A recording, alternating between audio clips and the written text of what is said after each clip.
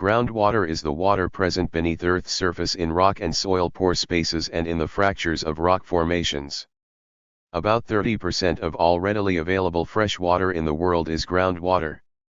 A unit of rock or an unconsolidated deposit is called an aquifer when it can yield a usable quantity of water.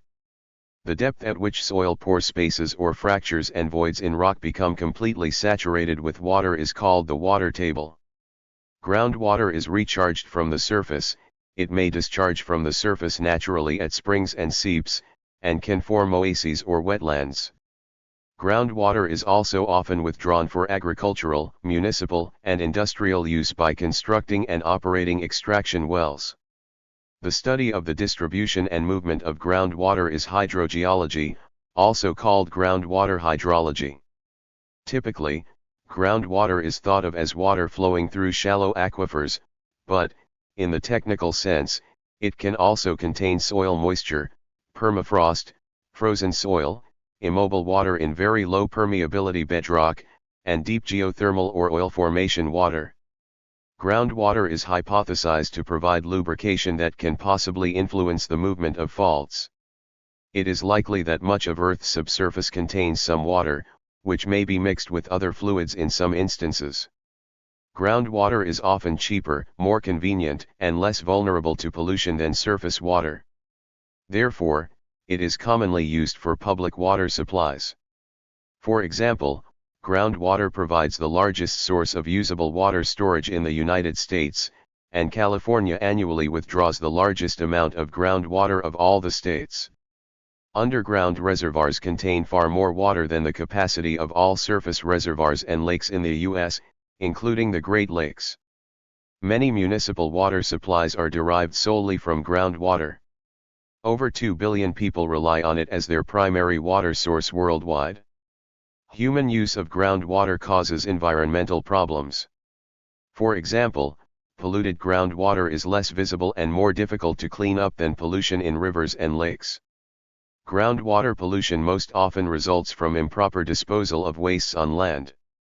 Major sources include industrial and household chemicals and garbage landfills, excessive fertilizers and pesticides used in agriculture, industrial waste lagoons, tailings and process wastewater from mines, industrial fracking, oil field brine pits, leaking underground oil storage tanks and pipelines, sewage sludge, and septic systems.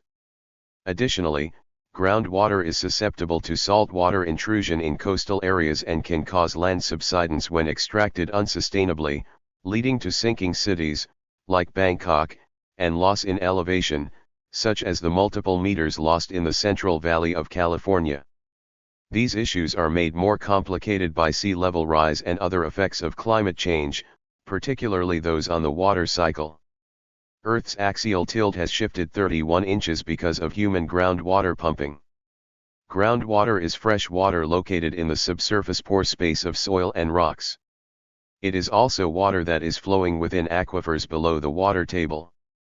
Sometimes it is useful to make a distinction between groundwater that is closely associated with surface water, and deep groundwater in an aquifer, called fossil water if it infiltrated into the ground millennia ago.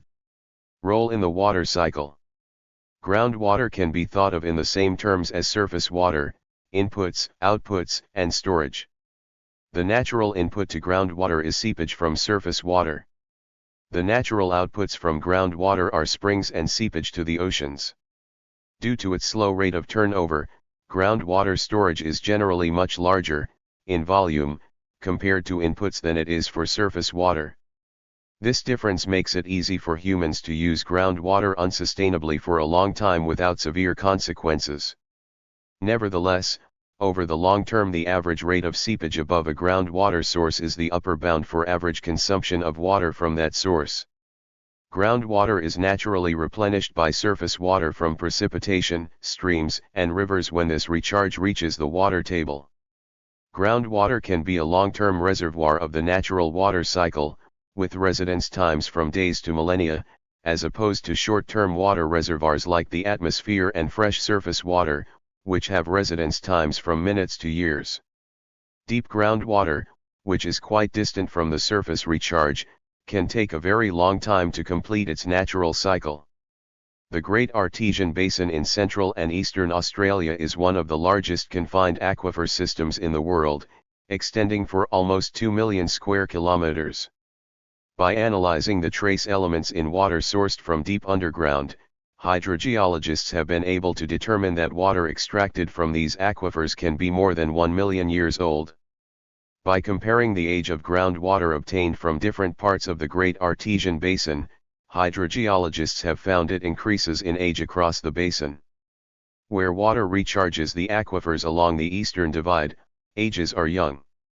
As groundwater flows westward across the continent, it increases in age, with the oldest groundwater occurring in the western parts. This means that in order to have traveled almost 1,000 kilometers from the source of recharge in 1 million years, the groundwater flowing through the Great Artesian Basin travels at an average rate of about 1 meter per year. Groundwater recharge or deep drainage or deep percolation is a hydrologic process, where water moves downward from surface water to groundwater. Recharge is the primary method through which water enters an aquifer. This process usually occurs in the vadose zone below plant roots and is often expressed as a flux to the water table surface. Groundwater recharge also encompasses water moving away from the water table farther into the saturated zone.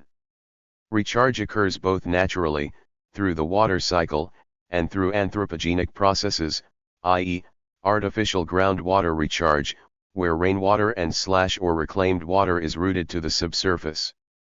The most common methods to estimate recharge rates are chloride mass balance, CMB, soil physics methods, environmental and isotopic tracers, groundwater level fluctuation methods, water balance, WB, methods, including groundwater models, GMS, and the estimation of base flow, BF, to rivers.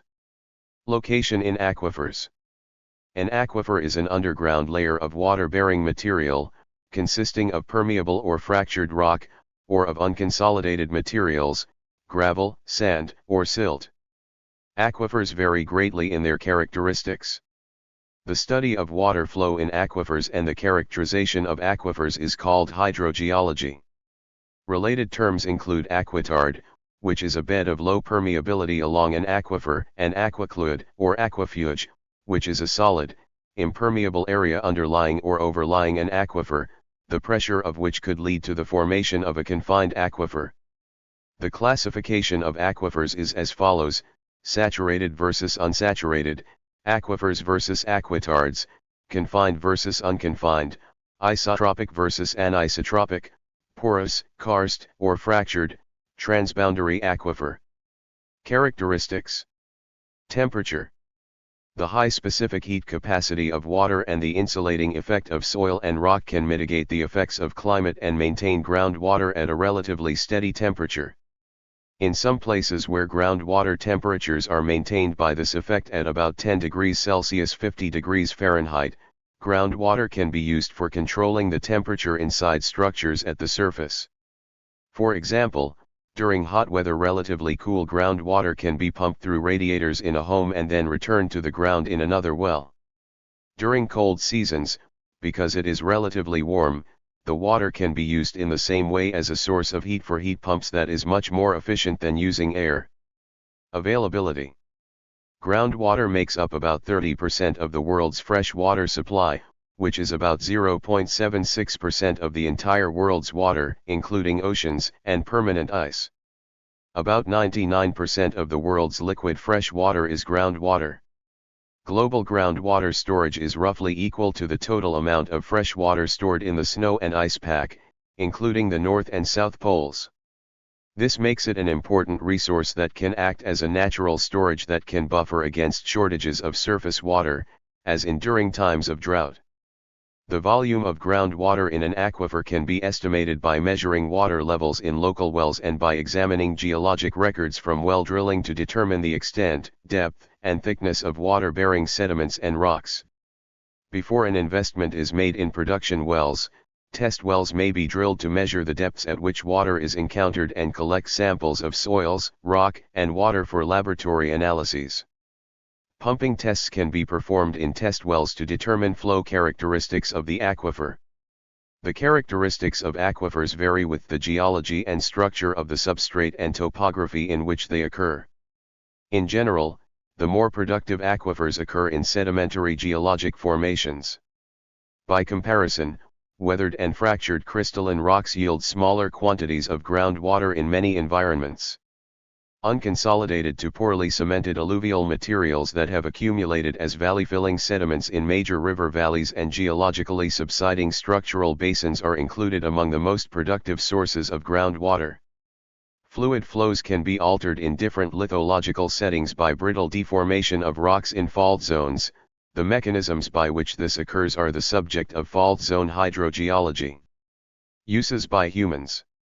Reliance on groundwater will only increase, mainly due to growing water demand by all sectors combined with increasing variation in rainfall patterns. Quantities. Groundwater is the most accessed source of fresh water around the world, including as drinking water, irrigation, and manufacturing. Groundwater accounts for about half of the world's drinking water, 40% of its irrigation water, and a third of water for industrial purposes. Another estimate stated that globally groundwater accounts for about 1/3 of all water withdrawals, and surface water for the other 2/3. Groundwater provides drinking water to at least 50% of the global population. About 2.5 billion people depend solely on groundwater resources to satisfy their basic daily water needs. A similar estimate was published in 2021 which stated that groundwater is estimated to supply between 1/4 and 1/3 of the world's annual freshwater withdrawals to meet agricultural, industrial, and domestic demands. Global freshwater withdrawal was probably around 600 cubic kilometers per year in 1900 and increased to 3,880 cubic kilometers per year in 2017. The rate of increase was especially high, around 3% per year, during the period 1950 to 1980, partly due to a higher population growth rate, and partly to rapidly increasing groundwater development, particularly for irrigation. The rate of increase is, as per 2022, approximately 1% per year, in tune with the current population growth rate. Global groundwater depletion has been calculated to be between 100 and 300 cubic kilometers per year. This depletion is mainly caused by expansion of irrigated agriculture in drylands. The Asia-Pacific region is the largest groundwater abstractor in the world, containing 7 out of the 10 countries that extract most groundwater: Bangladesh, China, India, Indonesia, Iran, Pakistan, and Turkey. These countries alone account for roughly 60% of the world's total groundwater withdrawal. Groundwater may or may not be a safe water source. In fact, there is considerable uncertainty with groundwater in different hydrogeologic contexts. The widespread presence of contaminants such as arsenic, fluoride, and salinity can reduce the suitability of groundwater as a drinking water source. Arsenic and fluoride have been considered as priority contaminants at a global level, although priority chemicals will vary by country. There is a lot of heterogeneity of hydrogeologic properties. For this reason, salinity of groundwater is often highly variable over space. This contributes to highly variable groundwater security risks even within a specific region. Salinity in groundwater makes the water unpalatable and unusable and often occurs in coastal areas, for example in Bangladesh and East and West Africa.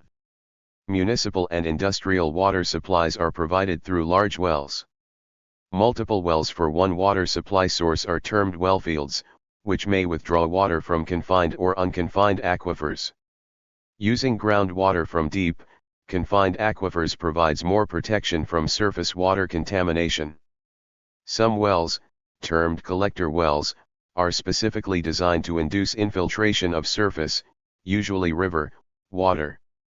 Aquifers that provide sustainable fresh groundwater to urban areas and for agricultural irrigation are typically close to the ground surface, within a couple of 100 meters, and have some recharge by fresh water. This recharge is typically from rivers or meteoric water, precipitation, that percolates into the aquifer through overlying unsaturated materials. Irrigation. In general, the irrigation of 20% of farming land, with various types of water sources, accounts for the production of 40% of food production. Irrigation techniques across the globe includes canals redirecting surface water, groundwater pumping, and diverting water from dams. Aquifers are critically important in agriculture. Deep aquifers in arid areas have long been water sources for irrigation. A majority of extracted groundwater, 70%, is used for agricultural purposes. In India, 65% of the irrigation is from groundwater and about 90% of extracted groundwater is used for irrigation. Occasionally, sedimentary or fossil aquifers are used to provide irrigation and drinking water to urban areas. In Libya, for example, Muammar Gaddafi's Great Man-Made River project has pumped large amounts of groundwater from aquifers beneath the Sahara to populous areas near the coast. Though this has saved Libya money over the alternative, seawater desalination, the aquifers are likely to run dry in 60 to 100 years. In developing countries, groundwater provides critical freshwater supply, particularly in dry regions where surface water availability is limited. Globally, more than one-third of the water used originates from underground. In the mid-latitude arid and semi-arid regions lacking sufficient surface water supply from rivers and reservoirs, groundwater is critical for sustaining global ecology and meeting societal needs of drinking water and food production. The demand for groundwater is rapidly increasing with population growth, while climate change is imposing additional stress on water resources and raising the probability of severe drought occurrence. The anthropogenic effects on groundwater resources are mainly due to groundwater pumping and the indirect effects of irrigation and land use changes. Groundwater plays a central role in sustaining water supplies and livelihoods in sub-Saharan Africa. In some cases, groundwater is an additional water source that was not used previously. Reliance on groundwater is increasing in sub-Saharan Africa as development programs work towards improving water access and strengthening resilience to climate change. In lower-income areas, groundwater supplies are typically installed without water quality treatment infrastructure or services. This practice is underpinned by an assumption that untreated groundwater is typically suitable for drinking due to the relative microbiological safety of groundwater compared to surface water. However, chemistry risks are largely disregarded. Chemical contaminants occur widely in groundwaters that are used for drinking but are not regularly monitored. Example priority parameters are fluoride, arsenic, nitrate, or salinity. Challenges. First, flood mitigation schemes, intended to protect infrastructure built on floodplains, have had the unintended consequence of reducing aquifer recharge associated with natural flooding. Second, prolonged depletion of groundwater in extensive aquifers can result in land subsidence, with associated infrastructure damage, as well as, third, saline intrusion. Fourth, draining acid sulfate soils, often found in low-lying coastal plains, can result in acidification and pollution of formerly freshwater and estuarine streams. Overdraft. Groundwater is a highly useful and often abundant resource. Most land areas on Earth have some form of aquifer underlying them, sometimes at significant depths. In some cases, these aquifers are rapidly being depleted by the human population. Such overuse, overabstraction, or overdraft can cause major problems to human users and to the environment. The most evident problem, as far as human groundwater use is concerned, is a lowering of the water table beyond the reach of existing wells. As a consequence, wells must be drilled deeper to reach the groundwater. In some places, example California, Texas, and India, the water table has dropped hundreds of feet because of extensive well pumping. The GRACE satellites have collected data that demonstrates 21 of Earth's 37 major aquifers are undergoing depletion. In the Punjab region of India, for example, groundwater levels have dropped 10 meters since 1979, and the rate of depletion is accelerating. A lowered water table may, in turn, cause other problems such as groundwater-related subsidence and saltwater intrusion. Another cause for concern is that groundwater drawdown from over-allocated aquifers has the potential to cause severe damage to both terrestrial and aquatic ecosystems, in some cases very conspicuously but in others quite imperceptibly because of the extended period over which the damage occurs. The importance of groundwater to ecosystems is often overlooked, even by freshwater biologists and ecologists.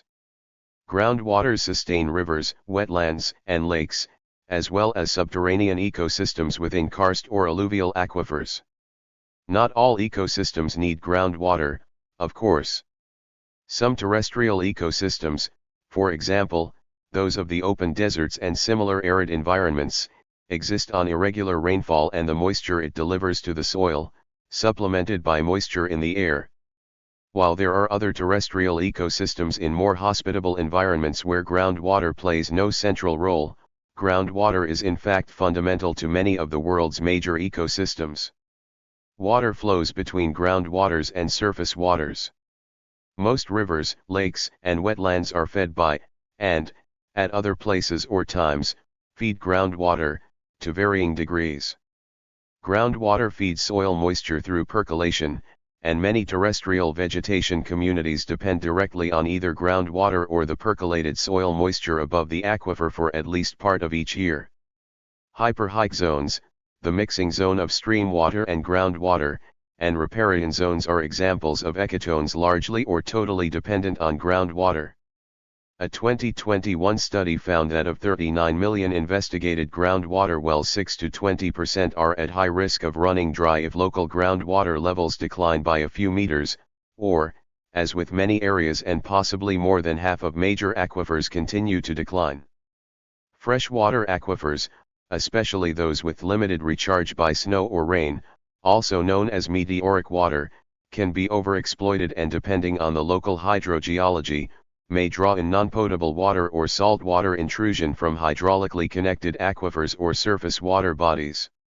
This can be a serious problem, especially in coastal areas and other areas where aquifer pumping is excessive. Subsidence occurs when too much water is pumped out from underground, deflating the space below the above surface, and thus causing the ground to collapse. The result can look like craters on plots of land. This occurs because, in its natural equilibrium state, the hydraulic pressure of groundwater in the pore spaces of the aquifer and the aquitard supports some of the weight of the overlying sediments. When groundwater is removed from aquifers by excessive pumping, pore pressures in the aquifer drop and compression of the aquifer may occur. This compression may be partially recoverable if pressures rebound, but much of it is not. When the aquifer gets compressed, it may cause land subsidence, a drop in the ground surface. In unconsolidated aquifers, groundwater is produced from pore spaces between particles of gravel, sand, and silt. If the aquifer is confined by low permeability layers, the reduced water pressure in the sand and gravel causes slow drainage of water from the adjoining confining layers.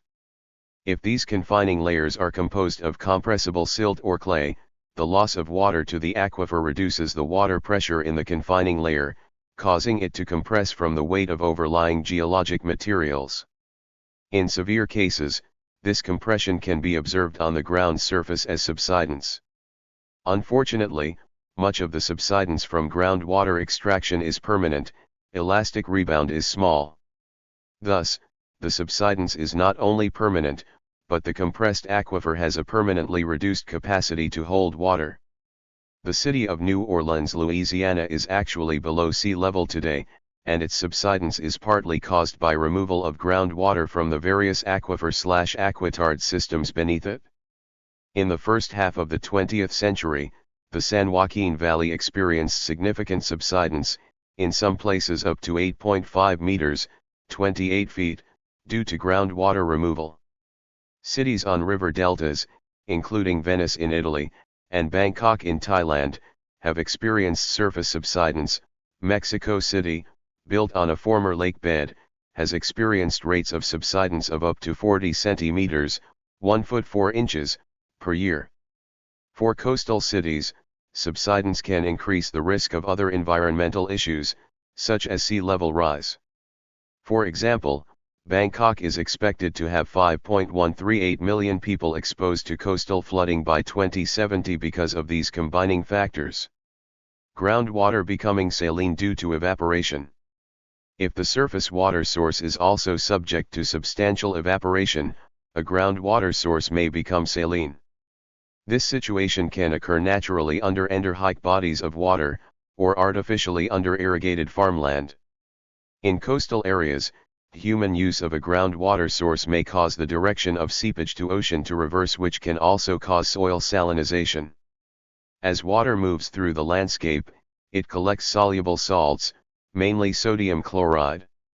Where such water enters the atmosphere through evapotranspiration, these salts are left behind. In irrigation districts, poor drainage of soils and surface aquifers can result in water tables coming to the surface in low-lying areas. Major land degradation problems of soil salinity and water logging result, combined with increasing levels of salt in surface waters. As a consequence, major damage has occurred to local economies and environments. Aquifers in surface irrigated areas in semi-arid zones with reuse of the unavoidable irrigation water losses percolating down into the underground by supplemental irrigation from wells run the risk of salination. Surface irrigation water normally contains salts in the order of 0.5 g/L or more, and the annual irrigation requirement is in the order of 10,000 m3/h or more, so the annual import of salt is in the order of 5,000 kg/h or more. Under the influence of continuous evaporation, the salt concentration of the aquifer water may increase continually and eventually cause an environmental problem. For salinity control in such a case, annually an amount of drainage water is to be discharged from the aquifer by means of a subsurface drainage system and disposed of through a safe outlet.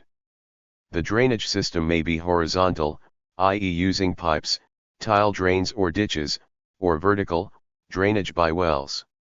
To estimate the drainage requirement, the use of a groundwater model with an agrohydrosalinity component may be instrumental, e.g. SAHIS-MOD. Aquifers near the coast have a lens of fresh water near the surface and denser seawater under freshwater. Seawater penetrates the aquifer diffusing in from the ocean and is denser than freshwater. For porous, i.e., sandy, aquifers near the coast, the thickness of freshwater atop saltwater is about 12 meters, 40 feet, for every 0.3 meters 1 foot of freshwater head above sea level. This relationship is called the Guy-Ben-Herzberg equation. If too much groundwater is pumped near the coast, salt water may intrude into freshwater aquifers, causing contamination of potable freshwater supplies. Many coastal aquifers, such as the Biscayne Aquifer near Miami and the New Jersey Coastal Plain Aquifer, have problems with saltwater intrusion as a result of overpumping and sea level rise. Seawater intrusion is the flow or presence of seawater into coastal aquifers. It is a case of saltwater intrusion. It is a natural phenomenon but can also be caused or worsened by anthropogenic factors, such as sea level rise due to climate change. In the case of homogeneous aquifers, seawater intrusion forms a saline wedge below a transition zone to fresh groundwater, flowing seaward on the top. These changes can have other effects on the land above the groundwater. For example, coastal groundwater in California would rise in many aquifers, increasing risks of flooding and runoff challenges. Sea level rise causes the mixing of seawater into the coastal groundwater, rendering it unusable once it amounts to more than 2 to 3% of the reservoir. Along an estimated 15% of the U.S. coastline, the majority of local groundwater levels are already below the sea level. Groundwater pollution, also called groundwater contamination, occurs when pollutants are released to the ground and make their way into groundwater. This type of water pollution can also occur naturally due to the presence of a minor and unwanted constituent, contaminant, or impurity in the groundwater, in which case it is more likely referred to as contamination rather than pollution.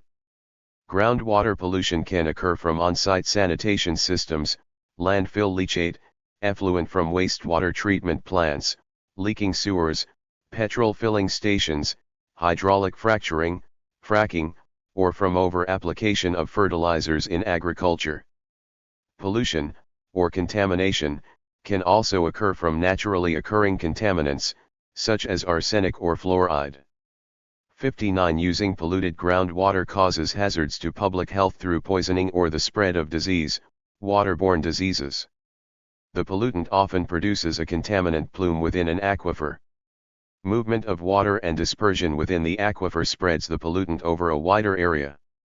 Its advancing boundary, often called a plume edge, can intersect with groundwater wells and surface water, such as seeps and springs, making the water supplies unsafe for humans and wildlife. The movement of the plume, called a plume front, may be analyzed through a hydrological transport model or groundwater model. Analysis of groundwater pollution may focus on soil characteristics and site geology, hydrogeology, hydrology, and the nature of the contaminants. Different mechanisms have influence on the transport of pollutants, e.g. diffusion, adsorption, precipitation, decay, in the groundwater. Climate change. The impacts of climate change on groundwater may be greatest through its indirect effects on irrigation water demand via increased evapotranspiration. There is an observed decline in groundwater storage in many parts of the world. This is due to more groundwater being used for irrigation activities in agriculture, particularly in drylands. Some of this increase in irrigation can be due to water scarcity issues made worse by effects of climate change on the water cycle. Direct redistribution of water by human activities amounting to 24,000 km3 per year is about double the global groundwater recharge each year. Climate change causes changes to the water cycle which in turn affect groundwater in several ways. There can be a decline in groundwater storage, and reduction in groundwater recharge and water quality deterioration due to extreme weather events. In the tropics, intense precipitation and flooding events appear to lead to more groundwater recharge. However, the exact impacts of climate change on groundwater are still under investigation. This is because scientific data derived from groundwater monitoring is still missing, such as changes in space and time, abstraction data, and numerical representations of groundwater recharge processes. Effects of climate change could have different impacts on groundwater storage. The expected more intense, but fewer, major rainfall events could lead to increased groundwater recharge in many environments. But more intense drought periods could result in soil drying out and compaction, which would reduce infiltration to groundwater. For the higher altitudes regions, the reduced duration and amount of snow may lead to reduced recharge of groundwater in spring. The impacts of receding alpine glaciers on groundwater systems are not well understood. Global sea level rise due to climate change has induced seawater intrusion into coastal aquifers around the world, particularly in low-lying areas and small islands. However, groundwater abstraction is usually the main reason for seawater intrusion, rather than sea level rise. See in section on seawater intrusion. Seawater intrusion threatens coastal ecosystems and livelihood resilience. Bangladesh is a vulnerable country for this issue, and mangrove forest of Sundarbans is a vulnerable ecosystem. Groundwater pollution may also increase indirectly due to climate change. More frequent and intense storms can pollute groundwater by mobilizing contaminants, for example fertilizers, wastewater, or human excreta from pit latrines. Droughts reduce river dilution capacities and groundwater levels, increasing the risk of groundwater contamination. Aquifer systems that are vulnerable to climate change include the following examples. The first four are largely independent of human withdrawals, unlike examples 5 to 8 where the intensity of human groundwater withdrawals plays a key role in amplifying vulnerability to climate change. 1. Lower leaf coastal and deltaic aquifer systems. 2. Aquifer systems in continental northern latitudes or alpine and polar regions. 3. Aquifers in rapidly expanding low-income cities and large displaced and informal communities. 4. Shallow alluvial aquifers underlying seasonal rivers in drylands. 5. Intensively pumped aquifer systems for groundwater-fed irrigation in drylands.